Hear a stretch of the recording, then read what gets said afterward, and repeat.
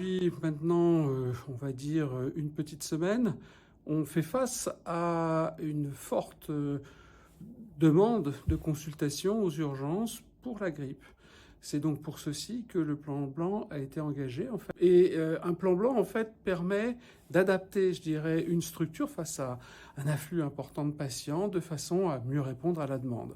Là, nous sortons de notre cellule de crise. En fait, cette cellule de crise, nous l'avons créée lundi dernier devant la constatation, c'est pas que de l'activité, encore une fois, des urgences, mais des urgences en lien avec cette épidémie. Et donc nous suivons cette situation. On a déjà d'ailleurs mis un certain nombre de mesures en place depuis lundi.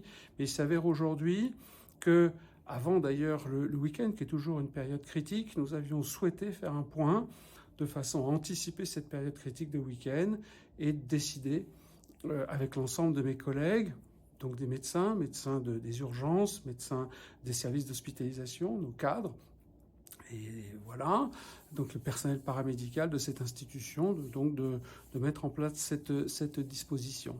Actuellement, on rentre dans ce processus, c'est-à-dire qu'on ne va pas engager toutes les mesures. Un plan blanc total nécessiterait de centraliser toute l'activité de notre hôpital sur l'activité de cette épidémie. On reste extrêmement prudent. On a mis en place, et avec des services qui se sont adaptés, qui ont donné des lits, des professionnels, parce qu'il faut bien sûr des lits, c'est bien, mais il faut surtout les médecins, les infirmières. Donc nous en sommes à ce point-là, de mettre en place aujourd'hui autour de 25 lits supplémentaires et de suivre cette situation de façon très étroite, de façon à nous adapter à la crise liée à cette épidémie. Il faut prévoir une situation de tension, on va dire extrême, sur une période d'une dizaine de jours.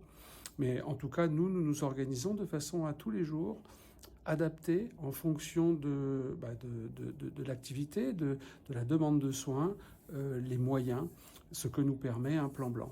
Cet afflux de patients concerne des gens qui ont beaucoup de fièvre. Alors tout le monde a eu la grippe, c'est une fièvre importante, quelquefois mal tolérée, quelquefois avec des insuffisances respiratoires. Donc un certain nombre de ces patients vont nécessiter une hospitalisation. Et c'est là qu'il y a le problème, parce que quand on n'a pas les capacités, je dirais, d'aval, c'est-à-dire en aval des urgences, de pouvoir hospitaliser, tous les gens restent dans le couloir. Et c'est bien à ça que sert ce plan blanc, d'autant qu'ils ont des caractéristiques particulières. Un certain nombre d'entre eux nécessitent d'avoir de l'oxygène, donc il faut absolument être dans un endroit où il y ait l'oxygène et la surveillance nécessaires pour passer un cap difficile. Donc voilà à quoi sert un plan blanc, encore une fois, de s'adapter face à un afflux anormal de patients. Là, ici, il y a une pathologie infectieuse, la grippe, et qui touche l'ensemble du territoire à des degrés divers, mais dans lequel on est actuellement, on n'a pas encore tout à fait atteint le pic, on va dire, épidémique, mais on